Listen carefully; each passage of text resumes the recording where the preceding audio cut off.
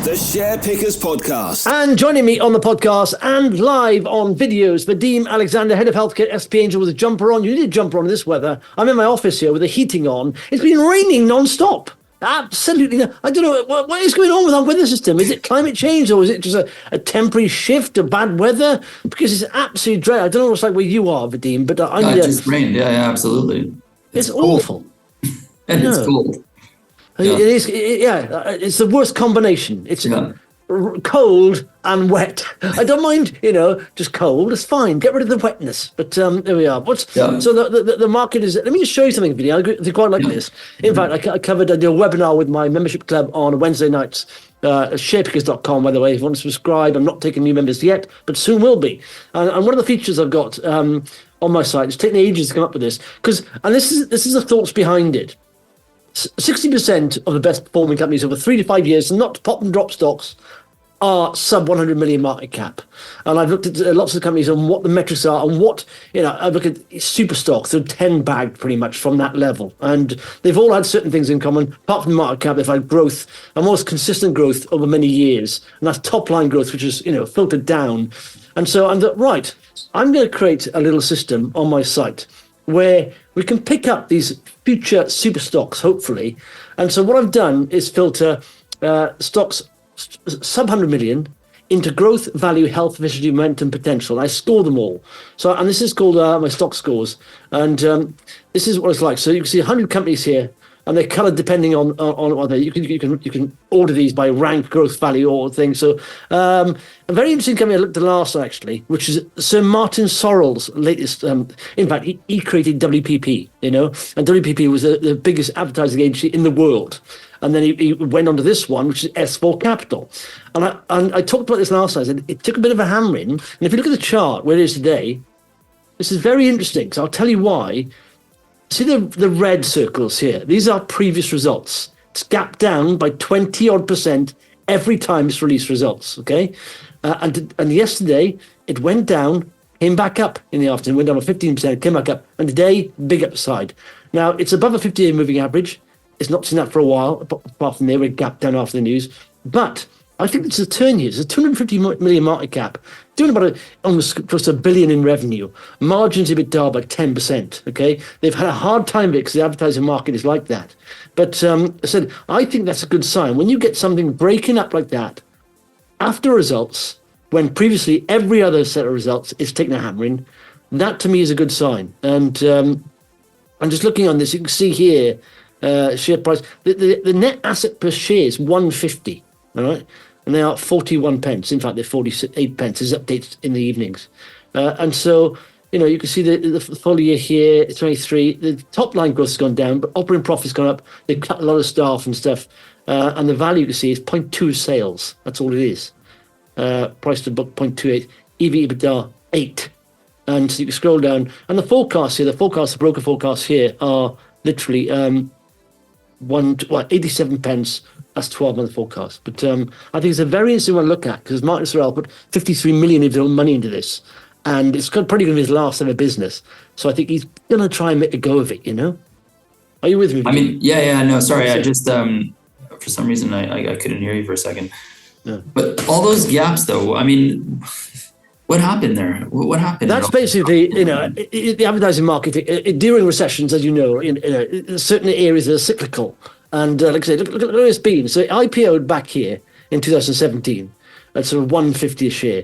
Went up to 850, 2021, and really, it's multi-billion pound company. Yeah. And now it's come down to in fact, even here, where it gapped down, this is where results came out. And of course, said, we're not achieving growth, because they do achieving excellent growth here. Yeah. But of course, when recessions happen, advertising takes a hit. And people say, well, look, the advertising market's still not good. I know, when you realise now, this is all priced in. We're looking now, they're going to achieve growth in 2025. You're looking now, so the markets tend to look as far ahead as they can, can't they? Yeah. So is this priced in? Well, when you say they are now generating, money, and they are, profitable, and they are, net asset per share is 150, and they're at 48 pence, you can pretty much say it's priced in probably, because and the fact it's rallied after it's not rallied on a set of results in the last 2 years. Now it has. Now it is. Yeah. So I think it's a very interesting one to watch because it can scale. It's one of those companies that can scale very quickly. Digital advertising and agencies and all that stuff. Yeah. But it can scale very quickly, and they have some big clients, global clients. So I think it's one to watch. It's not quite an uptrend here, but the fact that it's broken the 50-day moving average, it's now above previous recent highs, and it's not done that for a long time. So confirmation of trend really is above 200-day sort of. Yeah. But it's starting to make a good move here. Like I say, just that signal that it's literally risen after results, and it hasn't done that for 2 years. So everything's sort of priced in, kind of thing. I think so. It's one worth, because I know you like to look at outside healthcare. In fact, AO World came out with news today. Didn't they? How did that perform? Yeah, no, very good. I mean, and AO, so basically it's a trading statement saying they're going to hit the top end of their guidance on profit after tax, and it popped. I mean, look at that. It's up 12-15% now. Yeah, 14.4%. And that's nice there, because you see that almost, if it closes above that, previous pops was at £1, it's now £1.3 almost. Yeah. That's technically quite good. And even above that previous high back here, which was £1. So that you see that level they've had there is literally resistance at £1. Exactly. It's been tested a few times, but it's never really been sustained. And I'm hoping this time it is. I mean, the share price now is 102. So it's, cleared the 100 mark. It would be nice if it started to stay above 100. This stock, if you look at the longer history, it's just, let's look at the announcement first. So what they've said is basically they're giving a range. So $1 billion in revenues about this. This is what we've always been saying about these retail. So online retailers, right? So AO sells, white goods online basically, but they're moving into other areas like computers and things like that. But they really have a strong presence in the dishwashers and washing machines and things like that. But online delivery, so they have no real store infrastructure and overwhelming costs associated with that. But they had some trouble a couple of years ago in the downturn, cost of living crisis. They got caught out a little bit, and they did a pretty steeply discounted placing at around like 40p level. 42p level, I think something like 43, I think it was. And that was it. That's the bottom there, if you see at the bottom of that chart. Yeah. That's what I'm saying about pricing in now. No one would think electrical goods, they are, literally, it's discretionary purchases basically. But there's a lot of, but you wouldn't think that would be rallying now. But you realize it's sort of priced in, and they've restructured and all that. And that's happened. And the market now is looking ahead the next few years if it can. So same with S4 Capital. They've had a restructure. They've literally got rid of about 2,000 employees. They've had a restructure, and it's still the price of the margin is going to get better. And so the market will try and look ahead. And so people saying now it's still gloomy for electrical goods companies. No, but this has happened. That's happened. That's in the rearview mirror. No, exactly. And if you look at some of their history, these companies were trading on, say, 2 times sales, which is not a stretch. It's not a crazy, so 2 billion market cap businesses not that long ago. Now they're 500 million market cap businesses just because because of the markets. You know what I mean? Yeah. So in a better market, you can see how the multiple expansion can come back. And meanwhile, the company's delivering. So company keeps delivering. The last time they upgraded forecasts, they did it 2 or 3 times in a row. So they're saying at least the top end of their guidance in PBT in terms of pre-tax profits. So it says they're 28 to 33. So they're going to hit 33 or more. And the last time they did that, they had to upgrade more than once. So you can see how this business will be doing. In not too distant a future. They'll tip into the 50 to 100 million sterling PBT. And revenues have returned to growth. So that's another thing, it's like the cost of living crisis behind them now. In a better market, there's multiple expansion on top of that. So I kind of bought into this stock a while back on the view that the restructuring seems to be working. The balance sheet is fixed. And then the historic highs show us what's possible in an upturn. Now, obviously, I would like to think the upturn would have come a lot faster. It's slower to come, but meanwhile, they're just chugging along, delivering. So if you have the tailwind of a proper market, you can see this thing double and double again. Talking about the market at the moment, I mean, there's been a couple of companies. In fact, it's almost accelerating. These, there's two areas here. Pre-revenue companies who need to raise money finding it very difficult, and they still will for a long time, I believe. But anyway, before I go on to that, it was quite interesting here. I was talking about the 50-day moving average back there with S4 Capital. So it broke it here, AO World, 7th September. It broke it here. Then it sort of hit this sort of almost 50 pence. Nice round figures. Technical analysis. People like round figures. But then it bounced on 50 pence a couple of times. Then broke up there on the 11th of November. That was sort of time to buy. It came back down, tested that level.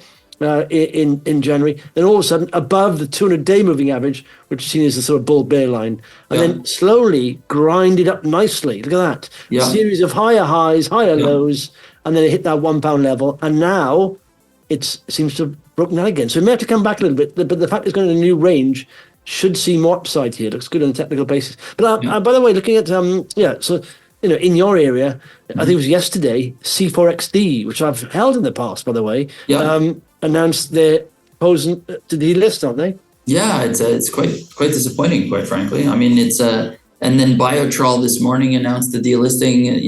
They're not in the same area. There's just broadly speaking, one's in infection control, one's in drug development. But it's kind of sign of the times. The markets have been very difficult, and a lot of these companies, I think, are losing or don't see the purpose in being listed anymore because the markets have been so punishing on their shares, right? C4X has been delivering. They've struck agreements with the likes of, I think it's AstraZeneca and others.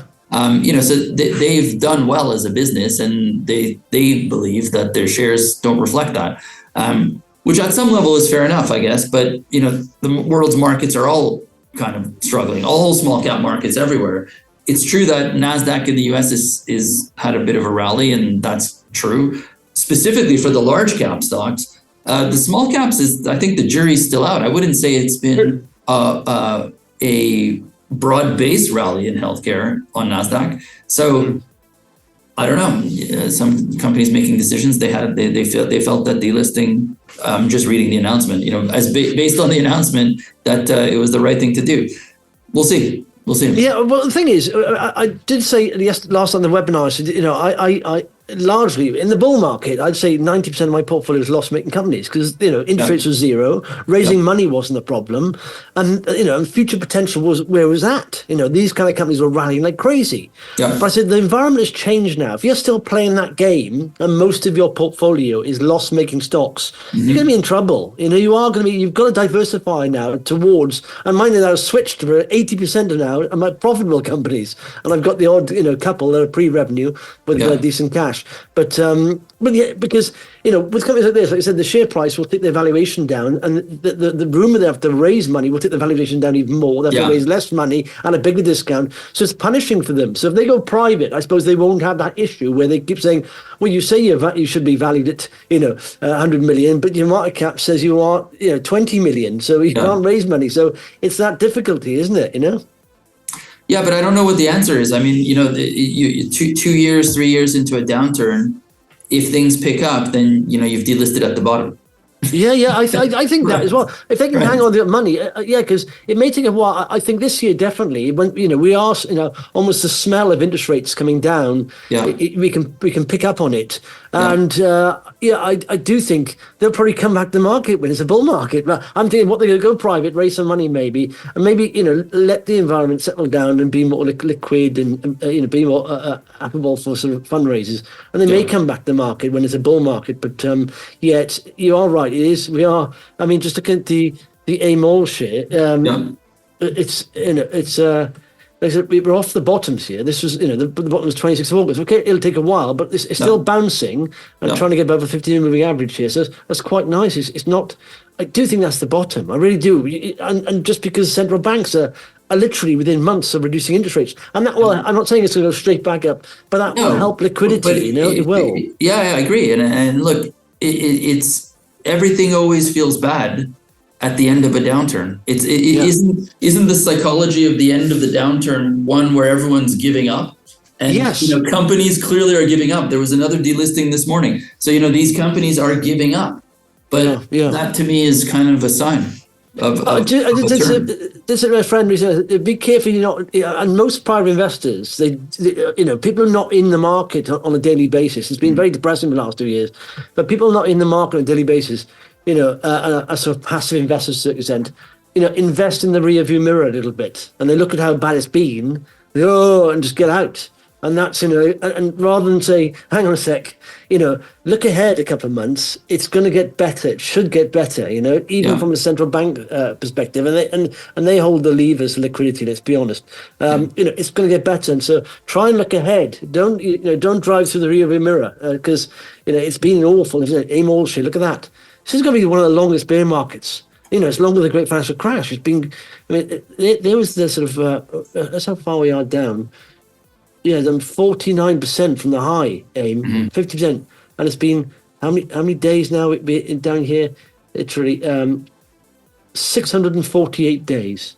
I mean, it's a shocker when you think about it. It's very, very long, and some believe there might be, and this is some of the talk around these delistings, is that the UK markets are structurally broken, and we're seeing IPOs going to the US, but I don't know. I don't believe that. I don't believe that exactly. I just don't believe it. Everyone always in investing, the words you never want to hear is it's different this time. Yeah. Well, no, it isn't. It's never different this time. Every single time things come back, and it's true that the investor profile might change of the people investing. But wherever there's value, capital tends to find the place. You know what I mean? You're right. There are stocks rising, doing well. I've had a few in the last 6. I've had a few nice rises, and this is the market function. This is how it works. This is the feast and famine in the market. We're in a bear market. And people say, "Oh, it's broken." No, this is a bear market. People don't want to invest. Outflows happen, everything dries up, and all of a sudden, it's the rain starts to get. In fact, it's raining here non-stop, but it's almost like on the plains of Africa where there hasn't been any, or in Australia, somewhere outback where there hasn't been rain for like 2 years, and all of a sudden it starts to hammer down, and so it does happen. It will come. I saw a documentary once on a farmer there in Australia, in the outback. It hadn't rained for like 18 months. There had a couple of droplets, and they believed it was never going to rain again. And all of a sudden, within 2 months, it hammered down for like 2 months. So, it does happen. And it's as simple as that. It will happen. The liquidity will improve. And it's almost when people are saying it's broken, it's never going to get fixed. That's almost signifies the bottom of the market to me. Yeah, definitely. It feels like that capitulation moment. But then again, we said that a year ago. It's a year. It is a particularly long one. Let's have a look at another one here, tissue regenetics. I'm going to put these on. The trouble with these, they are on a what's it called? They report in dollars, don't they? Which is a little bit of conversion needed here. But if you look at the last set of results, the growth. This is half year, this full year. Up to the December just gone, 23rd. Growth is very good there. All metrics improving pretty much. Mm-hmm. And value there, they've got a net debt 1 million, but otherwise healthy. What's the broker forecast? And 90% up is broker forecast. Is that your forecast? 120. But 120 there. No, we don't. I don't think we don't have a forecast for this one. Okay. But definitely, look, the company is doing well. We discussed it last week or 2 weeks ago. This is one of these, to your point about stocks that aren't in the category of needing money. This company does not need money. It's moving into profitability. Its revenues are growing 20% per annum. They're in a market that has the potential for them to keep doing that for years to come. They're now on the in my opinion, they're now on the radar of some larger companies to come and acquire them. I don't think that's going to happen overnight, but it's definitely this profile of company that fits into other companies because of the nice revenue profile. You register on larger company radars for acquisitions when you're a proper business, and that usually is in the tens of millions. So 30 million is what they're hitting now. That's just about the right size of being a good acquisition target. But I don't think that's going to come this year. I think the company still has room to grow, and it would make sense for it to continue on this trajectory for a bit, because currently it's like, I think, 45 million market cap business. Is that right? something like that. It's about a 45 million market cap. Yeah, 44. Yeah, 40. You are right. 44.4. Yeah. So it's trading on less than 2 times sales. It's about 1.5 times sales. 1.9. Yeah. So this in a better market could be 4 times sales, right? So there's room for this one to continue. But I see on your charts there, what are your kind of recommendations on this based on this chart? So it's nice. It hit a low there. That often we get that V-shaped sort of bounce there. It can be a technical bounce and has to come back down. But as you see here, I mean, just what you're looking for, and this is higher lows, higher highs, because it means it's rallying to new highs because people are buying it up. When it sells off, people are coming in and buying, and so it doesn't drop the previous lows. So this is all about supply and demand. It peaked out here, came down into a nice range. From May 23 to January 24, and it's broken back up again now. You see pretty much there that 68, it needs to sort of break that 68, 70 pence to give up. But the fact is, this is the kind of thing what AOL would probably do, is break up, come back a little bit, just bounce along the top of that last sort of resistance, and then hopefully move back up and break new ground. So it's looking decent. So it's in a new range. It just probably needs to get some more positive news out, and then it'll probably move higher, I suppose. Yeah. Well, a steady grower. I mean, 3 years in a row of 20% plus revenue growth, which is good. Yeah. All right, marvelous stuff, Vadim. Thanks for that, fella, and we'll speak you next week. Excellent. Thanks, Justin. The SharePickers Podcast with Justin Waite. The content of this podcast is not intended as investment advice. It is for information purposes only. People in this podcast may hold positions in the stocks they talk about. Do not buy anything based solely on a tip or recommendation. Please do your own research.